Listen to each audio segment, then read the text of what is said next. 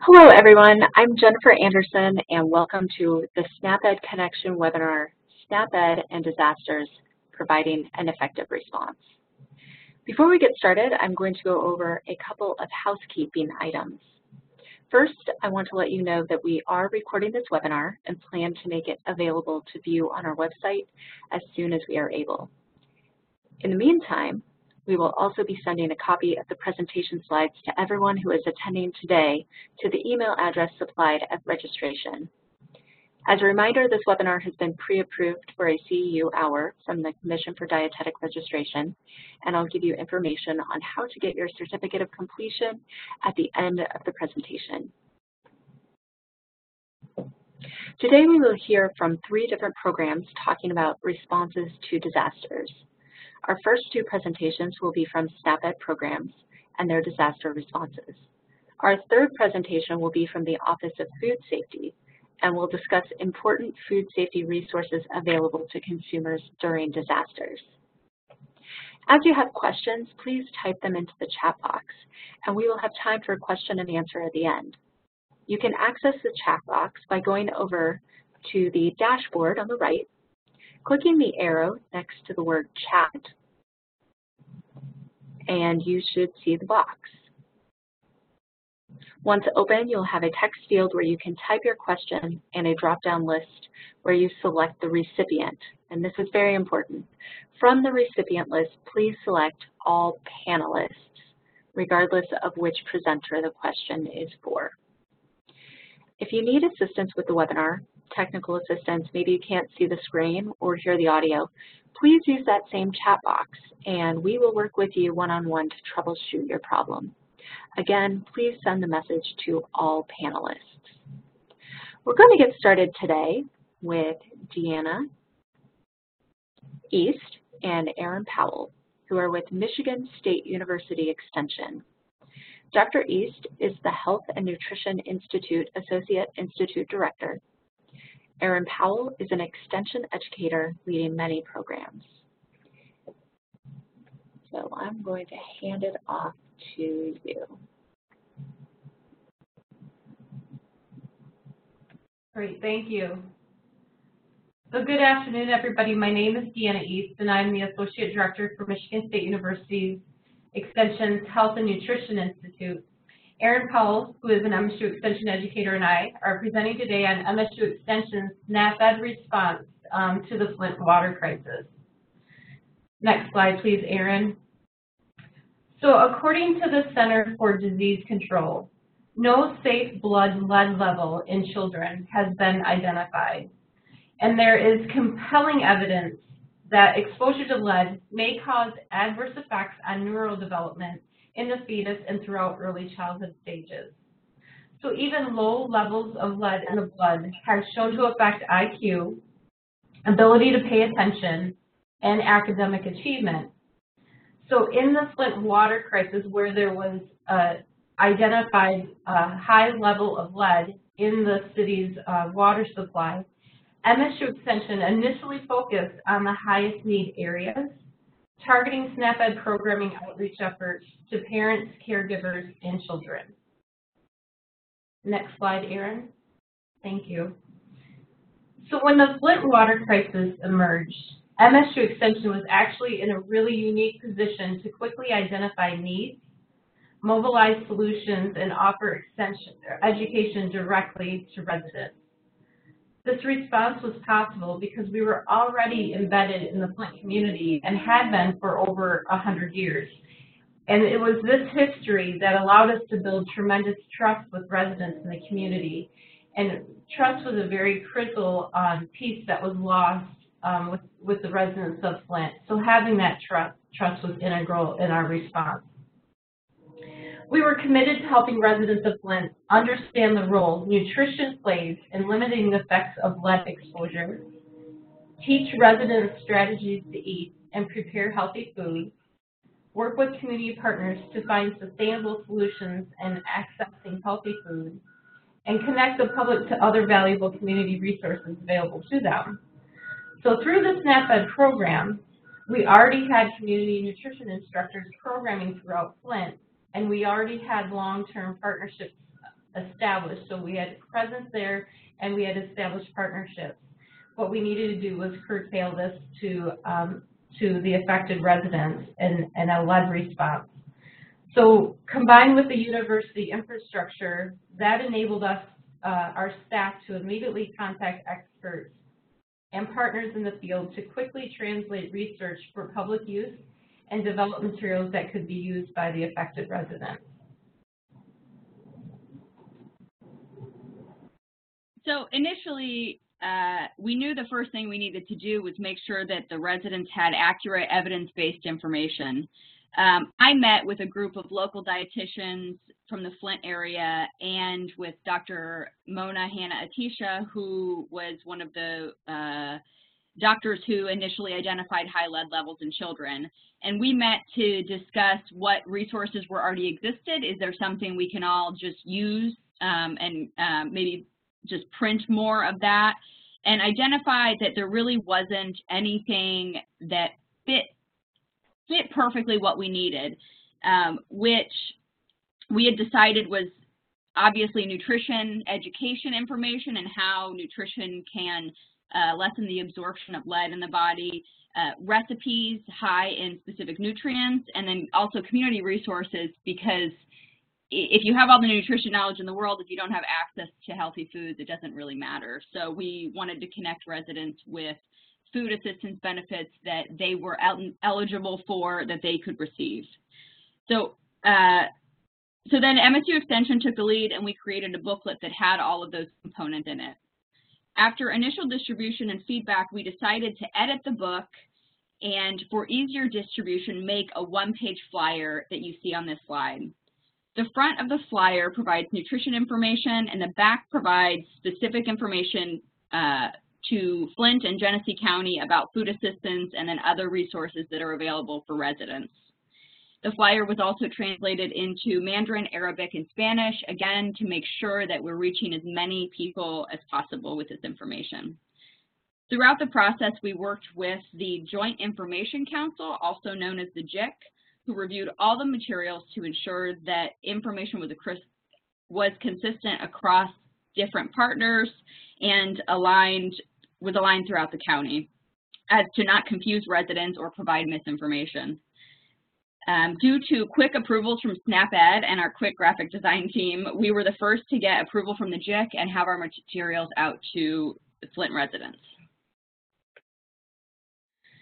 So additional efforts through SNAP-Ed were great during this time. The recommendations for nutrition as it relates to lead is really just to continue to eat an overall healthy diet so that the body is not deficient specifically in iron and calcium. So in SNAP-Ed, we already had nutrition education material, supplies we needed, and with an increase of outreach events in the community, our staff were able to quickly expand their outreach efforts based on what they had already been doing. Many of the efforts included raising awareness and use of bottled water for cooking, how to wash produce, using recipes with less water, and providing food demos with ingredients high in calcium and iron, and if iron was a high ingredient, also we wanted that food to have vitamin C in it, as vitamin C helps with the absorption of iron. Our staff and interns provided education opportunities at food and water distribution sites.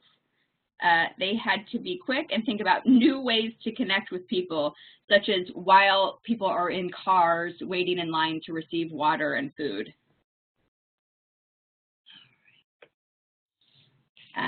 Okay. Oh, I'm sorry, I got to go back. I forgot something. So we partnered with a local pediatric dietitian and chef to provide food demonstrations at farmers markets using the recipe booklet that we developed, and offered food demonstrations in locations where we were also doing PSC initiatives. Because of our long-standing SNAP-Ed work in Flint and due to our quick response, the state of Michigan granted us funds to be able to expand our nutrition programming to non-income eligible populations who were being underserved, such as single adults and seniors. As Deanna mentioned, the initial efforts were focused on the most vulnerable populations.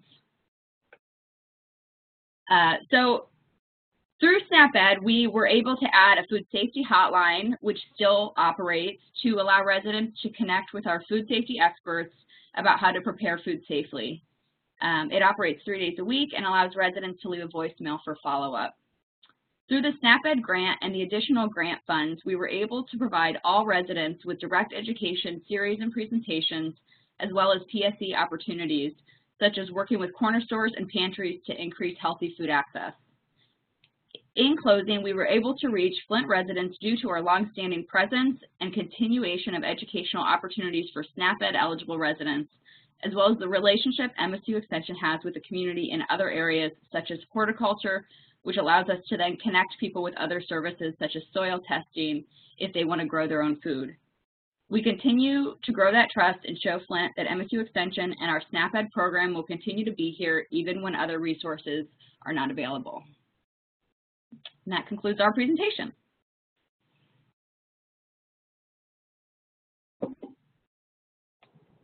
Thank you so much, Deanna and Aaron. Now we will hear from Juan Torres, who is the Community Health Program Manager for the Catholic Charities of the Diocese of Santa Rosa. And just as a reminder, if you do have questions, feel free to put them into the chat box, choosing all panelists as the recipient. Hello, this is Haynes, Program Manager at Catholic Charities, and I'm joined with Municipal Land for Nutrition and Education Promoter. Hi, Juan. If we could just have you pause for 1 second. I think we're getting a lot of feedback. Can you do just a little quick sound check for us? Yes, can you hear me? Not really. Yes,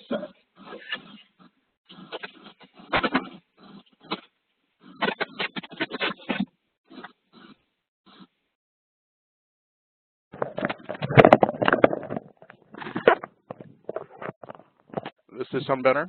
That's perfect. Perfect. Okay, thanks, Juan.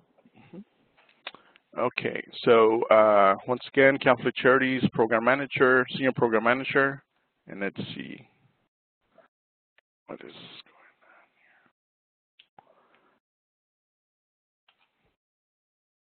here. It looks like my screen froze, but let me keep going.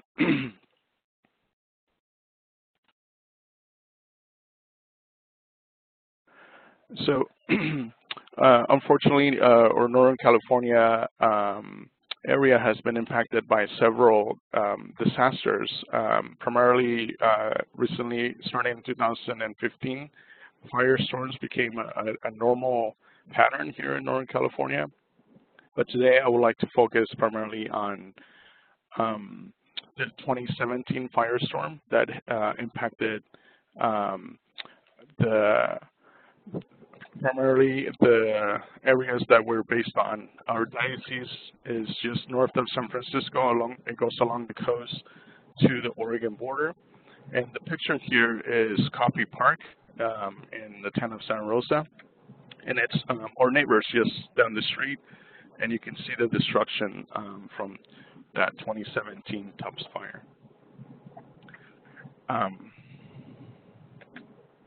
So this is just a quick a map of Northern California, and you can see all the different fires that came up over the weekend, and the Tubbs fire that ravaged over 36,000 acres was the one that came into the town of Santa Rosa.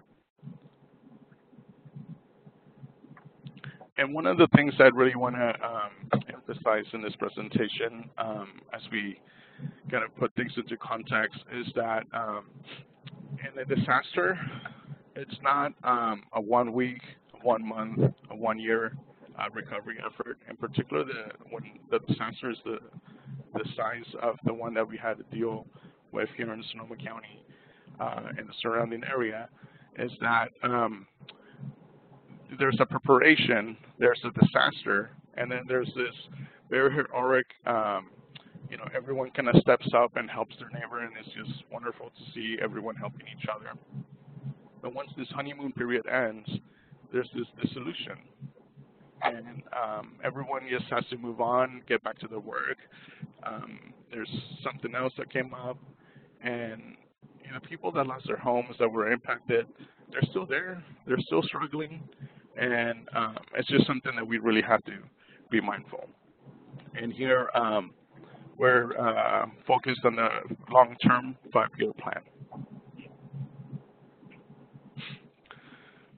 And to put further perspective, at Catholic Charities, we really focus on connecting as many food access programs as possible, including benefit enrollment or food distributions, working with local food banks and running our own distributions. And then something that kind of oversees all that is our nutrition education, making sure that we're offering the best possible healthy local food that we can offer our clients to bring dignity and respect, so that they can thrive and succeed in our community. Let's see. So one of the things I would like to focus on in particular in this disaster was our food access response in nutrition education with some of the food demonstrations that we were doing with the box,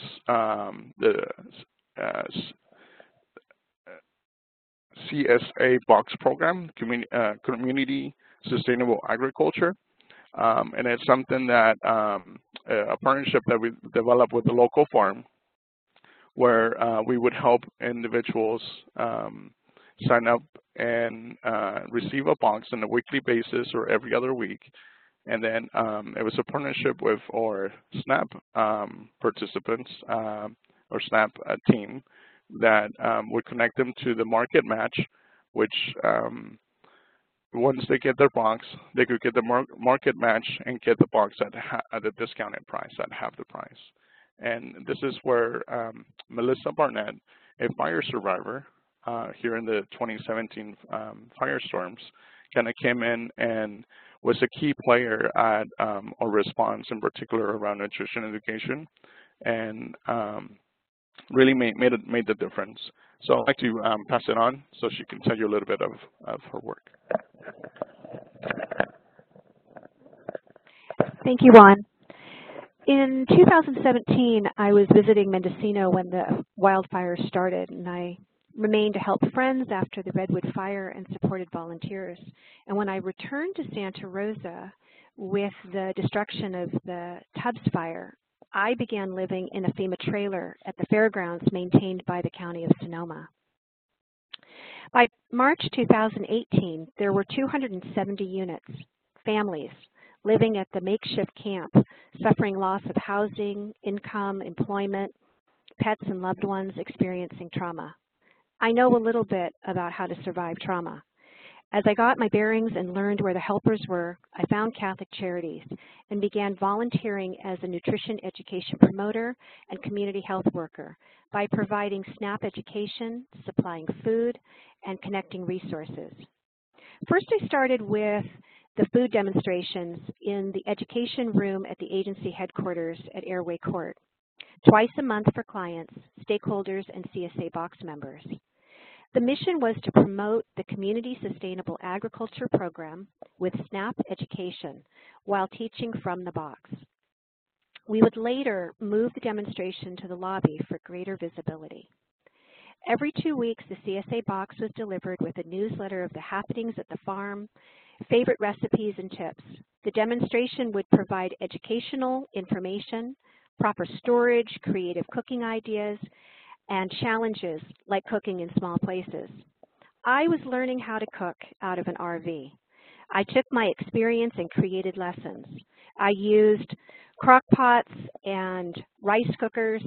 With limited refrigeration, I provided demonstrations on how to process the produce, washing and handling, storage, and a no-waste cooking, like making your own stocks and broths. I also worked in items from the food bank to supplement a family's food budget, cooking from sale items and gleaned produce, offering recipes, exploring personal choices, and encouraging creativity, making a healthy choice an easy choice. We explored resources such as eatfresh.org as a reliable source for recipes and to support the SNAP-Ed meal planning. Soon after the demonstrations began at the headquarters, I set up a pop-up tent offering the same demonstrations at the FEMA trailer park, helping neighbors by providing SNAP education for recovery and demonstrating food preparation. Targeting SNAP-eligible population provided resources, connections and systems, and disaster relief support by bringing food from the food bank, clothing, etc. In the weeks and months to come, the resources would change and the needs would shift. I became a connector through this makeshift free farmers market, maintaining a bulletin board with flyers and available community resources, continuing to offer calendars for the food bank and farmers market schedules in English and Spanish language. The tent became a center for people to connect and visitors to drop off donations. I invited neighbors to join me as I began gleaning at the farmers market and local farms. On Saturday, Farm to Pantry, a partner with Catholic Charities in Healdsburg, California, would collect fruits and vegetables after the farmers market and provide to local food banks and senior centers. We made the FEMA camp a distribution site and recipient of the gleaned produce. It was a lot of fun meeting the farmers, going out into the farms. My neighbors loved it. They were so happy to receive such a high-quality organic produce. For vulnerable populations, such as those traumatized after the fire, the quality of food was medicine. Many had growing health issues and some on plant-based diets. This food distribution was essential. It was also an opportunity to help connect to services and share more information about the wonderful SNAP-Ed offerings with the market share dollars, giving the opportunity for everyone to participate in the CSA program. Supporting local farmers, and with the use of Market Match, everyone could shop at the farmers market. Many low-income individuals were unaware of this opportunity, and they could now support the local farm economy by using their Market Match dollars at the farmers market, promoting local farm products. This connection helped provide access to organic produce for everyone. This is where everyone wins. In a rural community, we can support our locally grown food. In the midst of the recovery for fire survivors, flood victims, and other disasters, we seek safety and connections. We repair, we recover, and we find each other and rebuild community. Even temporary shelters, such as the FEMA camp, became community and neighborhoods. We help kids get to school, share necessary resources, enjoy meals together, while listening to music with neighbors and friends, stringing Christmas lights and watching the fireworks together while passing a bowl of popcorn on a warm summer evening. Our resilient culture is centered around food. For a community struck by disaster, loss, and tragedy, grieving together, we seek comfort in what we know. And I know good food heals. That's what we were doing, helping neighbors find comfort, dignity, and healing with the support of the USDA SNAP education program. We were doing it. Thank you very much.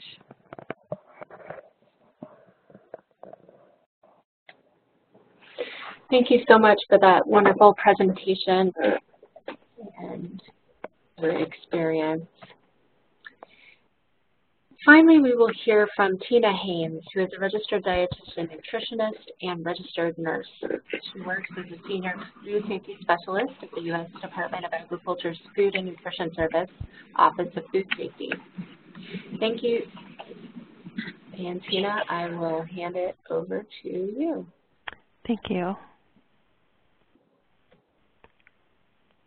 Okay, thank you, and good afternoon, everyone. I'm Tina Haynes, and I am an educator with the Office of Food Safety, and my background is also, I used to work on USDA's Meat and Poultry Hotline, so I'm used to answering a lot of questions related to food safety, especially during some sort of emergency. I'm going to give you some resources at the end of my presentation that I think would be useful for anyone, anytime, not just during an emergency. So the best time to prepare for a weather emergency or any type of disaster is before one happens, especially if you live in an area that is prone to things such as a severe weather event, such as flooding or tornadoes or hurricanes or winter storms, or even if a powerful thunderstorm that could knock out electricity. Knowing what to do before a bad weather event happens can help lower the risk of getting illness from food that may not be safe. Because you can't smell, taste, or see the types of bacteria or pathogens that cause foodborne illness or food poisoning. So the tips that I'm about to provide will help reduce your risk of getting sick and minimize the amount of food that may be lost due to spoilage in the event of some sort of disaster, such as a weather emergency. And why are we concerned about this? Like I said, the last thing you need during a disaster, any type of severe weather event, is food poisoning. And it's serious business. Just about 48 million people get sick every year from foodborne illness. Approximately 128,000 end up in the hospital, usually because of dehydration.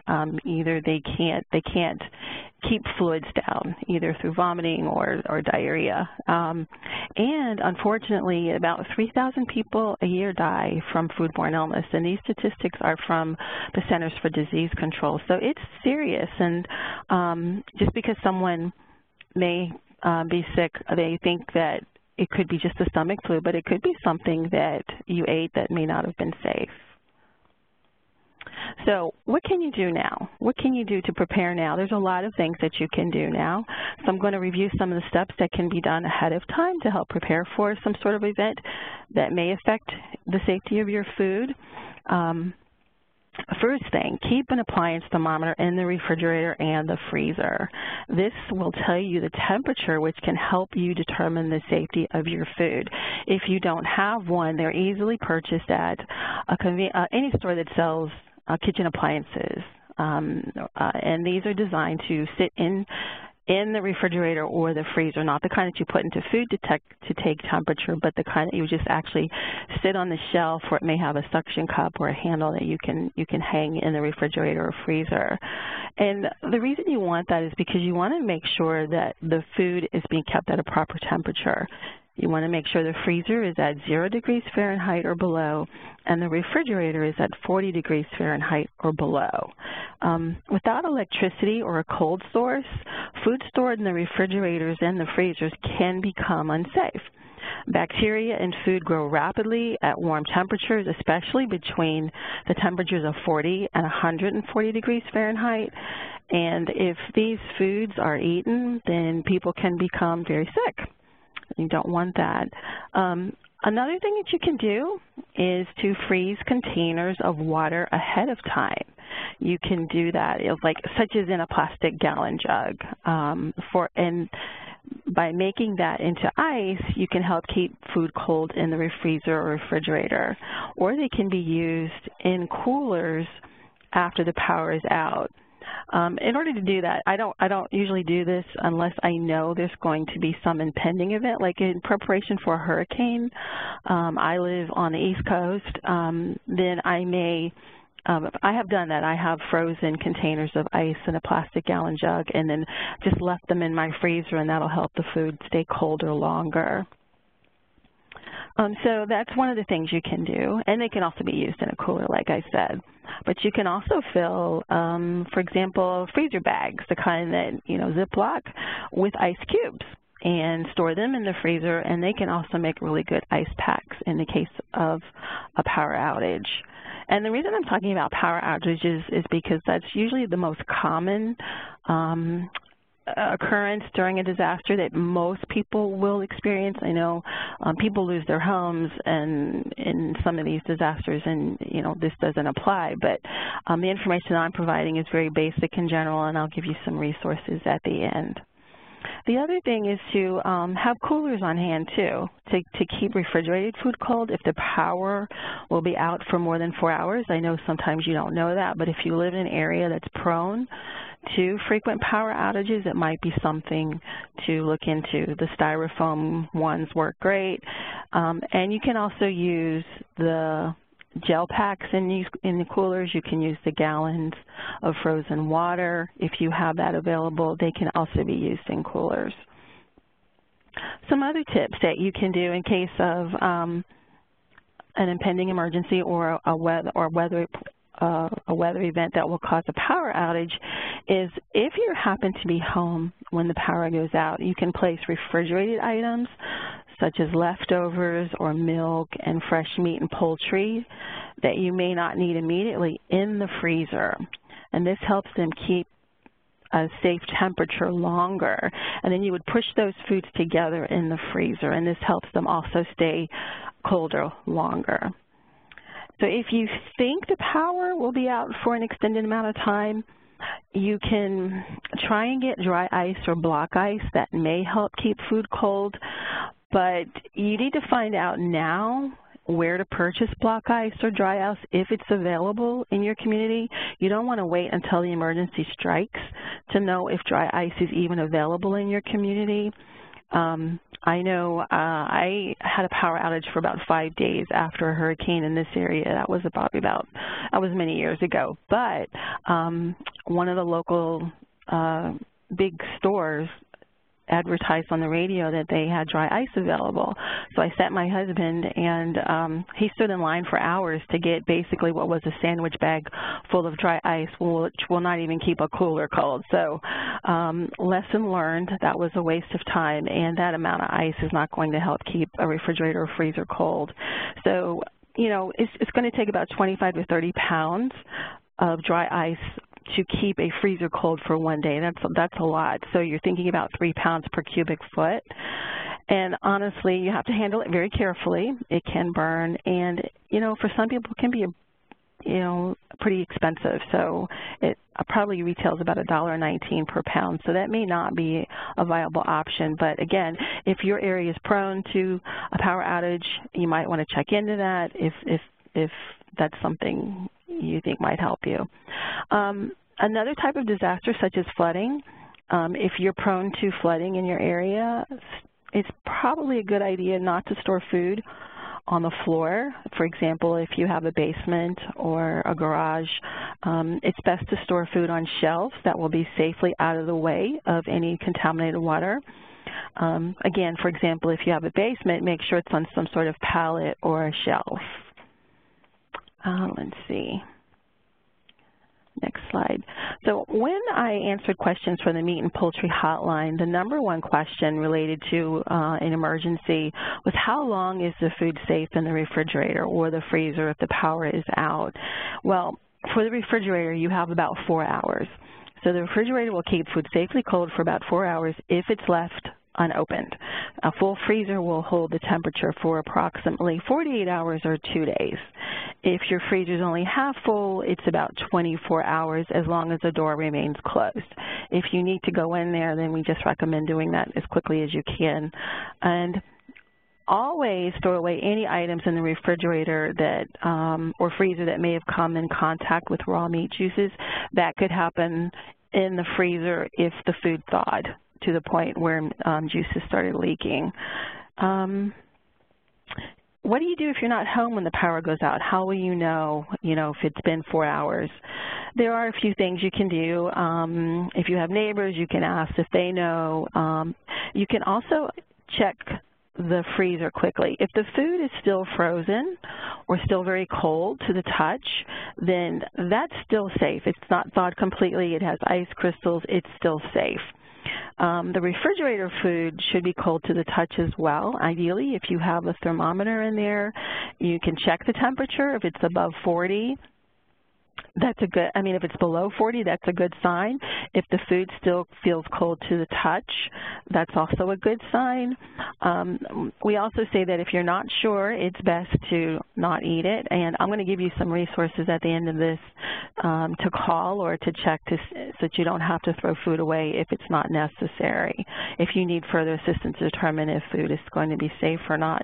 We never recommend tasting food to determine if it's safe because, like I said at the beginning of my presentation, you cannot taste, see, or smell the type of bacteria that would make you sick. If food is spoiled, you would be able to, it'll give off an odor, but pathogenic bacteria will not, so just remember that. Let's see. So, resources in case of questions that you may have if you've experienced some sort of disaster or weather emergency. Foodsafety.gov is one of my favorites. It's the gateway, I call it the gateway to food safety. It's information provided by 3 government agencies, the U.S. Department of Agriculture, the Food and Drug Administration, and the Centers for Disease Control. So it's a one-stop shop for food safety information. The picture that I have here is the page that has information on things that you may need to know during an emergency to keep your food safe. It also has a lot of the links that I'm going to show you in the next couple of slides. So if you ever have questions about whether or not your food is safe or you need tips, this is the place to go.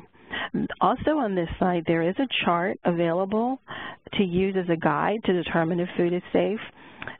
It has a listing of the foods that would be safe in your refrigerator if the power's been out for more than 4 hours. I'll be honest, it's not long, but there are some things that you can keep, such as you don't have to throw away butter or margarine if the food's been out for a long time. So those things can probably be helpful.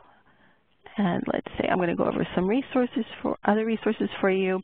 We also have USDA's Meat and Poultry Hotline, which is the office I used to work for. They answer food safety questions related to anything, not just during an emergency, but if you're having one, you can call. They're open Monday through Friday from 10 a.m. to 6 p.m. Eastern Time, and you can speak with the food safety specialist, and the number is up here, 1-888-674-6854, and they can help you also determine if your food is going to be safe or if you've experienced a flood or a fire to determine if the food is safe. Because even in a fire, food that's exposed to high heat, even if it's canned food, may or may not be safe. So they can help you to determine that. The hotline also operates AskKaren. I don't know if you're familiar with this, but let me introduce you to Karen. It's available at www.askkaren.gov. It's also available in Spanish at preguntalakaren.gov.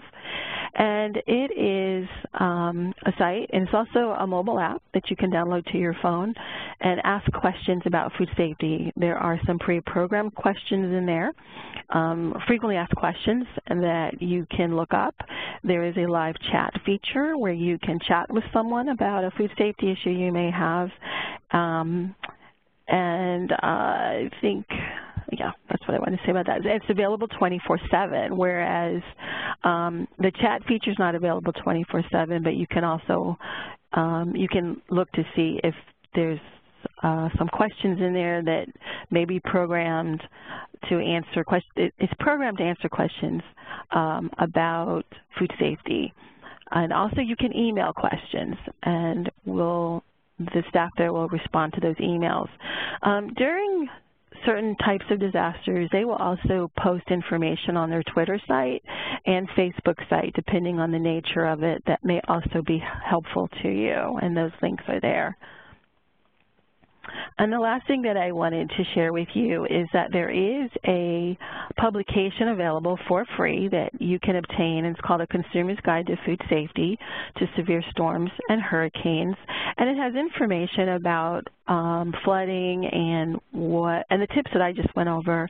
And there's a chart in the back on what foods that you can and cannot keep in the event of a power failure or an extended power failure. This booklet is free.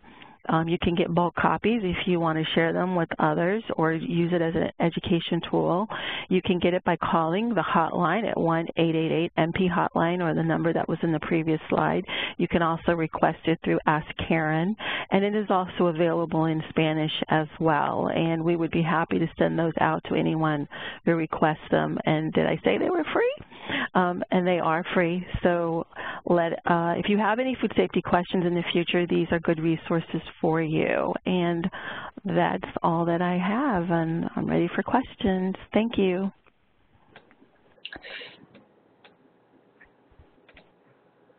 Thank you so much, Tina. We are going to move on now. Thank you to all of our speakers for all the information they've shared with us today.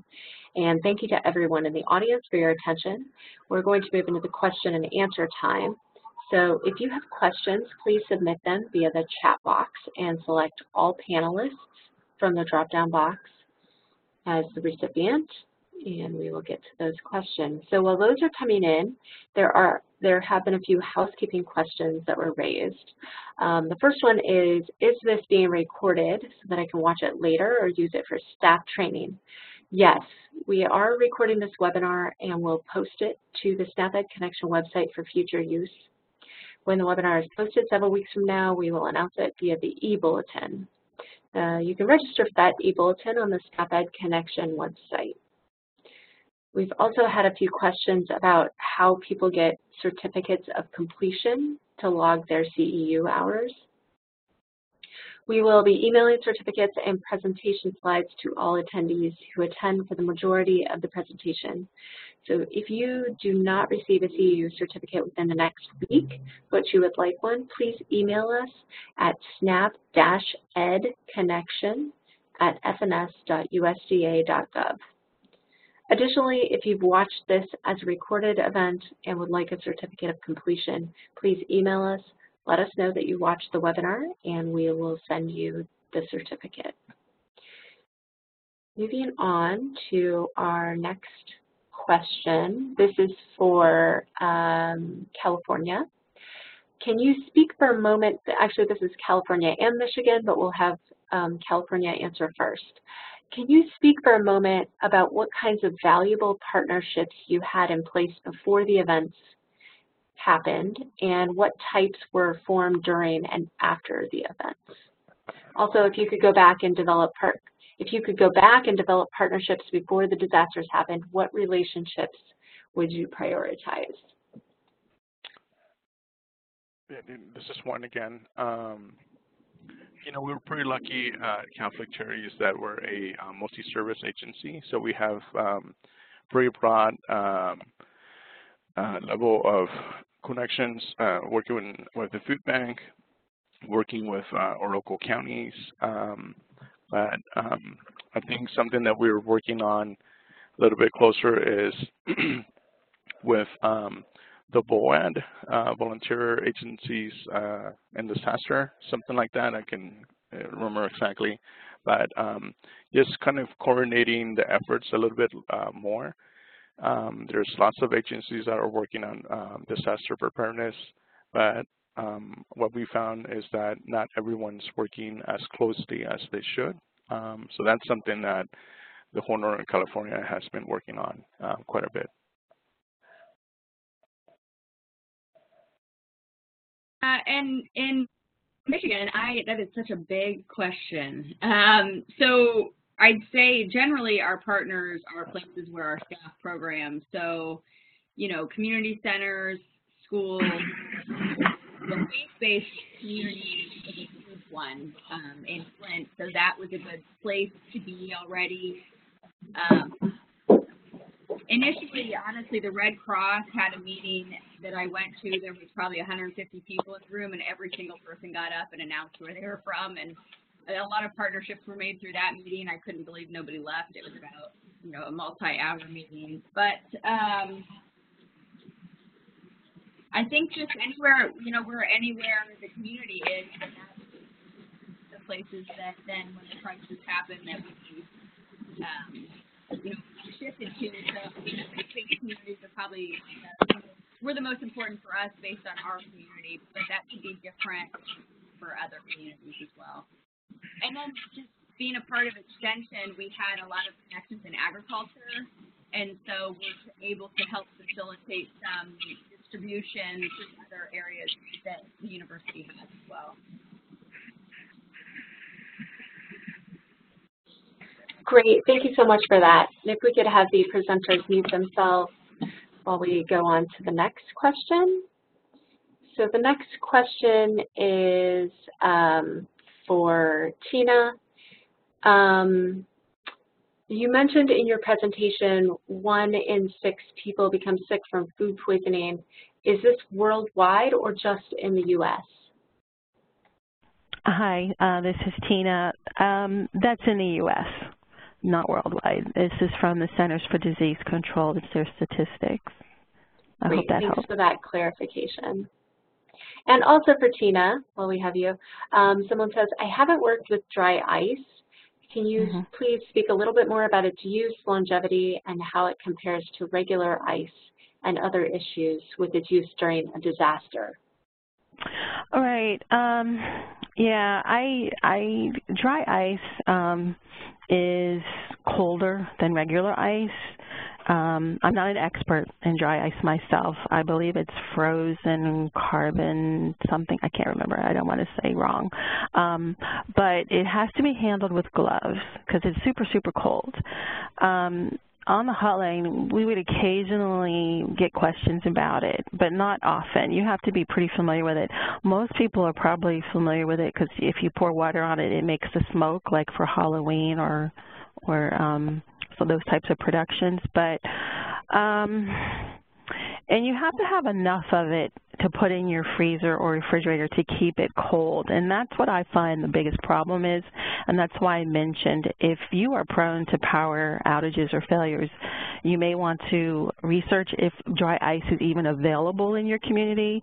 You can buy small amounts in some areas. Like there was a grocery store that would sell small amounts, but probably not enough to keep a refrigerator or freezer cold for an extended period of time. And you have to, like I said, you need to handle it with gloves. And so it's probably something to research prior to using it. I prefer, if you are in an area that's prone to power outages, freezing ice ahead of time, making ice blocks by filling up gallon jugs, plastic gallon jugs, not glass or anything like that that would break, and keeping those in your freezer, and maybe even just during the summer months when you're prone to these storms to help keep the food cold. That works better. So that's what I know about ice. I hope that helps. Great, thanks, Tina. All right, there was a request to give the SnapEd Connection email address. I did send it out via the chat box, but it's snap-ed connection@sns.usda.gov. An easy way to find it is to search for SnapEd Connection in Google. You can go to our website. There's a contact us button there where you can register for the e-bulletin, and you can also find our email address right there. But check your chat box and you'll see the copy there. The next question is, I think this is for both California and Michigan. Did you work with the grocery industry to assist in obtaining food products?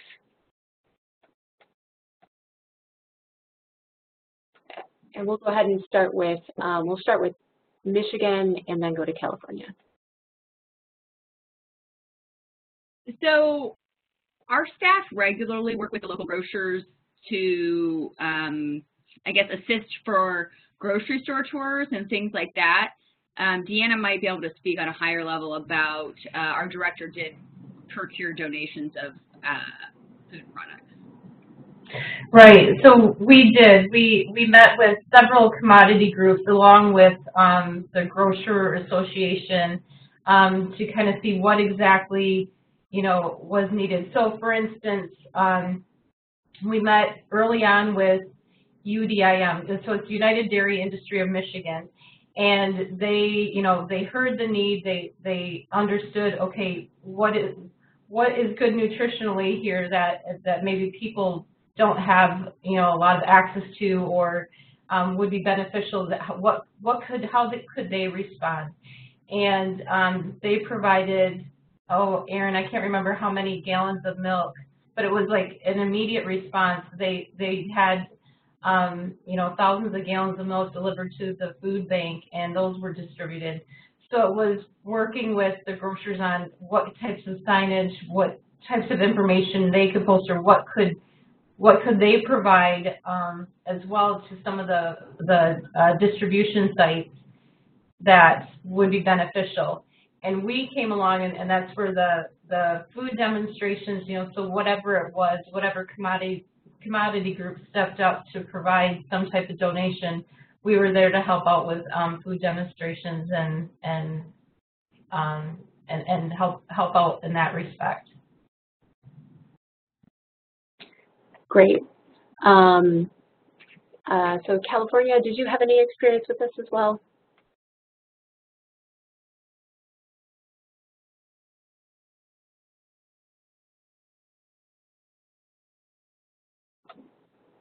Don't know if we're hearing you right now, Juan or Melissa.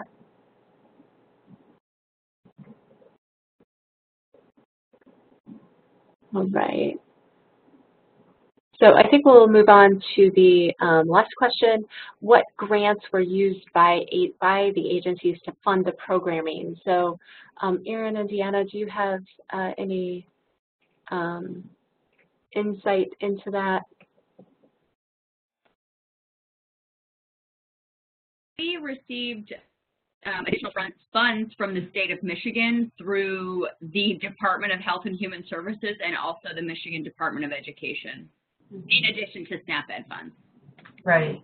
And that was, Erin had mentioned early in our presentation that some of the feedback after a few months of the response, the feedback was that, okay, so everybody's focused on children and families, which is great, but the single adult, the seniors, there's I think 7 universities embedded within the Flint community, and even the single college student, they weren't getting the same attention. So that's where the state of Michigan provided additional funds to us to respond to those individuals. Okay, that's great.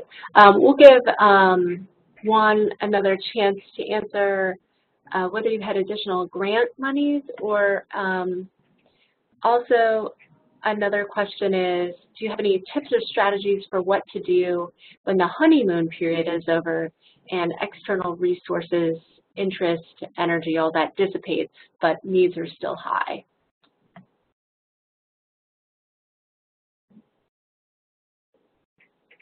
I can see we have Juan, but we can't hear you.